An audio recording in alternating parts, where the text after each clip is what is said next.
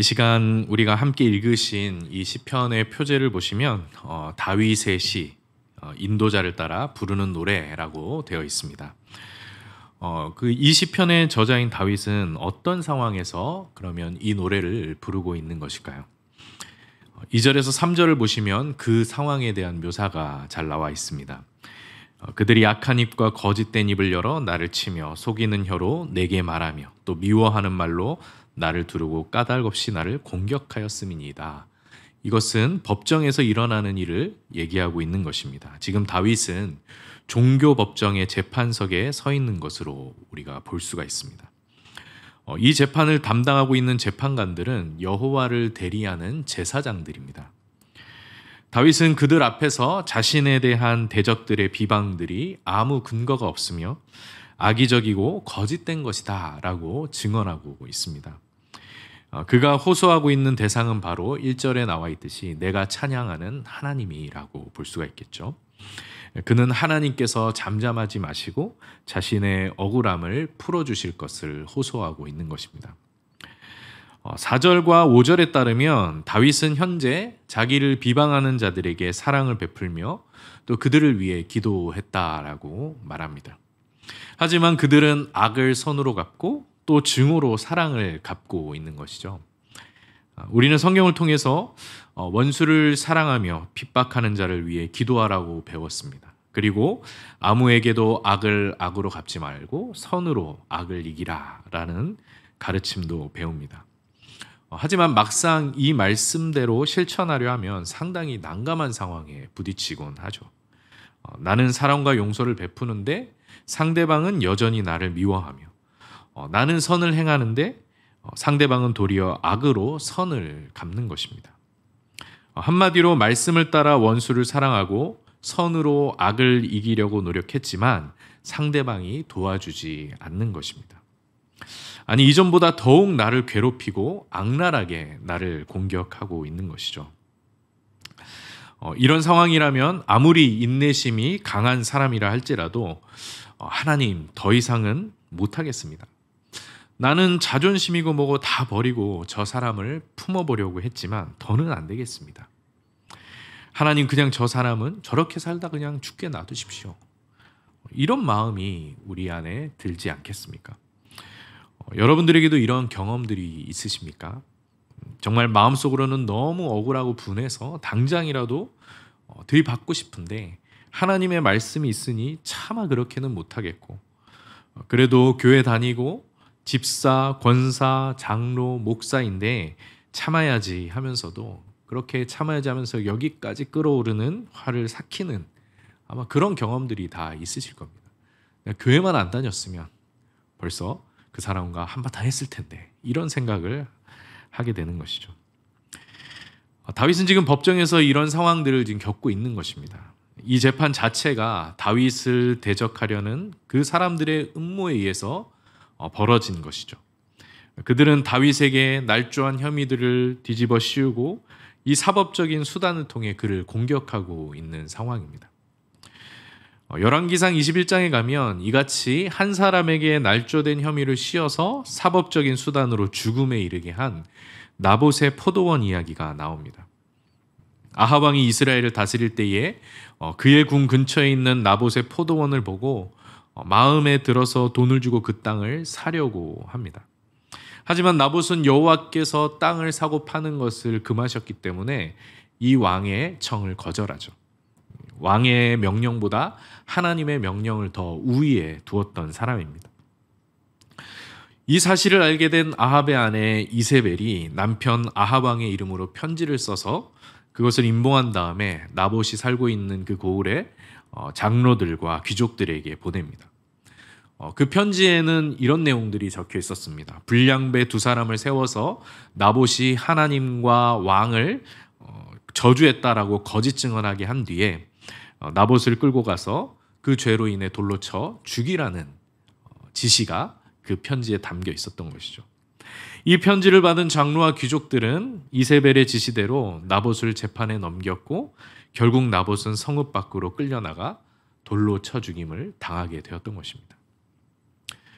하나님은 이 장면을 보고 가만히 계셨을까요?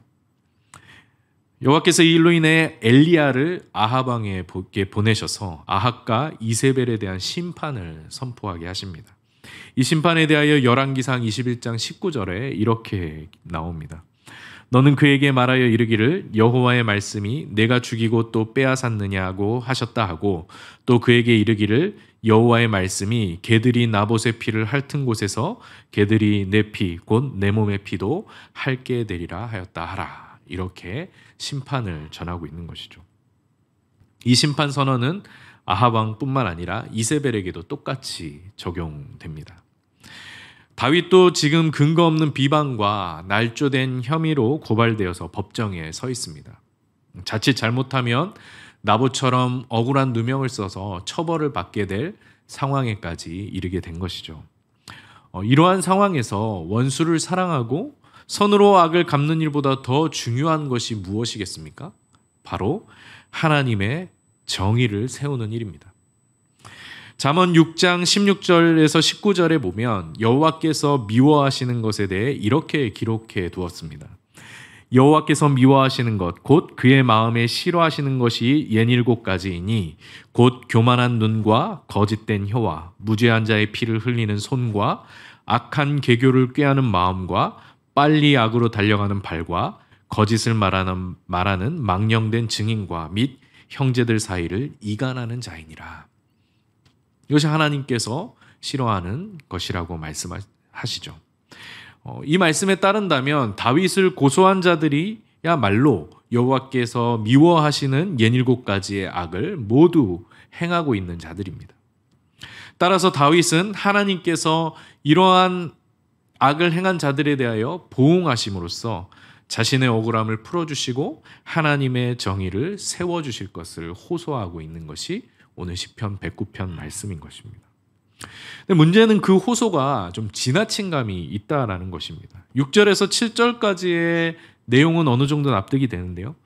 8절에서 13절까지에 이어지는 호소의 내용을 보면 좀 당황스럽습니다. 이렇게까지 하나님께 구해도 되는 것인가 싶은 그런 내용이 8절에서 13절에 있습니다. 우리 한번 교독으로 빠르게 한번 읽어볼 텐데요. 8절을 제가 먼저 읽고 여러분들이 그 다음에 읽어 나가겠습니다. 13절까지 읽겠습니다. 제가 먼저 읽겠습니다.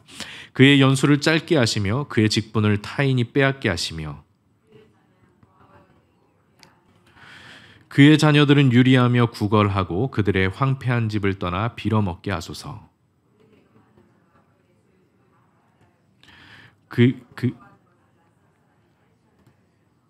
그에게 인애를 베풀 자가 없게 하시며 그의 고아에게 은혜를 베풀 자도 없게 하시며 후대에 그들의 이름이 지워지게 하소서. 이 좀 너무 과한 저주가 아닌가요? 아무리 자기에게 거짓 증언을 하였다 하더라도 물론 다윗의 마음이 이해되지 않는 것은 아니지만 그 가족과 후손까지 저주하는 것은 좀 너무 나간 것이 아닌가. 과연 다윗은 진심으로 이렇게 되길 바랬을까? 물론 그의 억울한 심정을 이해하지만 그 대적들을 이처럼 멸문지화시키는 것이 하나님의 정당한 보응이라고 볼 수가 있을까? 이런 의문들을 갖게 되는 것입니다. 이것이 과연 하나님의 정의를 세우는 일이 될까? 이런 고민들을 하게 되는 것이죠. 이러한 이유 때문에 여러 학자들이 6절에서 19절을 해석하는 데 좀 어려움을 느낍니다. 어떤 학자들은 1절에서 5절까지는 다윗이 대적자들을 복수형인 그들로 부르고 있는데 6절에서 19절까지는 단수형 그로 부르고 다시 또 20절부터는 마지막 절까지 다시 그들로 부르고 있다는 이 점을 근거로 해서 6절에서 19절까지는 다윗의 호소가 아니라 대적들이 다윗을 비방하는 말을 인용한 것이라고 주장을 합니다. 그렇게 보면 이 6절에서 19절 단락에 나오는 과도한 저주문들은 다윗이 아니라 누가 얘기하는 것입니까? 다윗의 대적자들이 다윗에 대해 한 말이라고 볼 수가 있는 것이죠. 그럼에도 불구하고 이 해석을 지지하기 좀 어려운 이유는 다윗이 자신의 대적들을 단수로 표현한 경우가 많이 있을 뿐만 아니라 본문에서 대적들의 말을 인용한 것이라고 명확하게 말하고 있지 않기 때문에 좀 조심스러울 수밖에 없는 것이죠.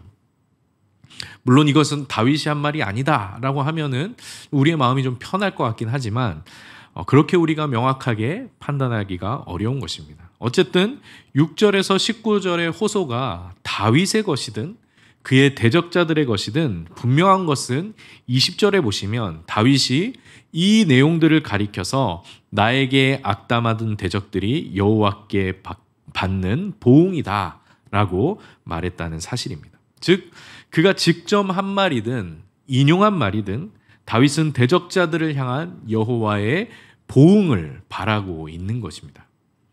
만약 6절에서 19절이 대적자들이 다윗에게 퍼부은 저주라고 한다면 다윗은 그 모든 저주가 다시 그들에게로 돌아가기를 여호와께 호소하고 있는 것이죠.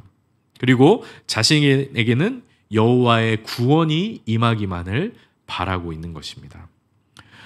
26절과 27절에서 다윗은 여호와께 이렇게 호소합니다. 여호와 나의 하나님이여 나를 도우시며 주의 인자하심을 따라 나를 구원하소서. 이것이 주의 손이 하신 일인 줄을 그들이 알게 하소서. 주 여호와께서 이를 행하셨나이다. 거짓으로 자신을 악담한 대적자들은 보응을 받고 자신은 구원을 받는 것이 주의 손이 하신 일이라는 것을 그들도 깨닫게 해달라고 말하고 있죠. 이 일을 통하여 대적자들이 하나님의 공의를 깨닫게 되기를 바라고 있는 것입니다. 28절과 29절에서도 다윗은 여호와께서 대적자들에게 보응하시고 나에게는 인자를 베풀어 주시기를 간구하면서 내가 입으로 여호와께 크게 감사하며 많은 사람 중에 찬송하겠다. 하나님의 공의가 나타난다면 내가 하나님을 전심으로 찬양하며 사람들 앞에 하나님의 위대하심을 나타낼 것이다 라고 말하고 있는 것입니다. 이로써 우리는 다윗이 진정으로 구하고 있는 것은 하나님의 공의라는 사실을 알게 됩니다. 그는 악인들을 멸하시고 의인들을 구원하시는 하나님의 공의에 호소하고 있습니다. 물론 우리는 6절에서 19절에 걸쳐 길게 이어지는 이 저주에 대한 호소에 좀 당황스러울 수 있습니다. 우리도 이런 저주의 기도를 드려도 되는 것인지 의문이 들게 되죠. 대적들을 멸문지화 시켜달라는 이 기도가 과연 기도의 모범이 될 수 있을까라는 의심이 듭니다. 저는 여러분께 저주하려 하지 말고 시인의 저주하는 소리를 들으라고 말씀드리고 싶습니다. 오늘 본문에서도 우리는 다윗이 억울한 중에 하나님께 부르짖는 소리를 먼저 들어야 합니다. 그래야만 하나님의 공의를 바라는 그의 심정에 닿을 수 있기 때문이죠. 다윗이 악인들을 향한 하나님의 보응을 바라며 호소하는 이 소리는 악인들을 향한 하나님의 진노를 표현하고 있는 것입니다. 하나님께서 악인들의 그 죄악을 두고 보지만 마시고 심판하시고 보응해 주시기를 바라는 그 마음인 것이죠. 여호와께서 싫어하시는 것들, 즉 교만한 눈과 거짓된 혀와 무죄한 자의 피를 흘리는 손, 악한 계교를 꾀하는 마음과 빨리 악으로 달려가는 발, 거짓을 말하는 망령된 증인과 형제 사이를 이간하는 자, 이들을 향한 하나님의 분노가 다윗의 호소에 담겨 있다라는 것입니다. 이에 황성일 교수는 저주 시편의 현대적 이해라는 글에서 이렇게 적고 있습니다. 당신이 고통 속에 있다면 시인의 말을 빌어서 저주하려 하지 말고 의로운 시인의 분노를 듣기만 하라. 그것은 하나님이 고통당한 그리스도인의 편에 서 계시며 그의 고통에 참여하고 계시며 그를 위해 일어나셔서 그의 문제를 해결하시고 그의 억울함을 풀어줄 것이라는 강한 확신을 가져다 줄 것이다. 그리스도인은 저주하기 위해 시편 저자의 저주를 사용하는 것이 아니라 자신의 영을 정결케 하고 저주심을 극복하기 위해 저주를 이용해야 한다라고 쓰고 있습니다.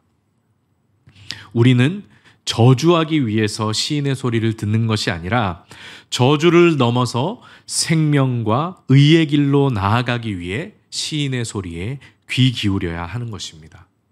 저주하고 보복하는 것은 우리를 생명에 이르게 하지 못하기 때문입니다. 우리는 저주를 넘어서 생명과 의의 길로 나아가기 위해 시편을 읽습니다. 지금도 교만한 자들, 거짓을 말하는 자들, 무죄한 자의 피를 흘리는 자들, 악한 계교를 꾸미며 형제를 이간하는 자들에 의해 고통받고 억울함에 처한 사람들을 기억하며 시편을 읽습니다. 여호와께서 그들의 억울함을 풀어주시며 친히 보응하심으로 이 땅 가운데 공의를 세워주시기를 바라는 마음으로 시편을 읽습니다.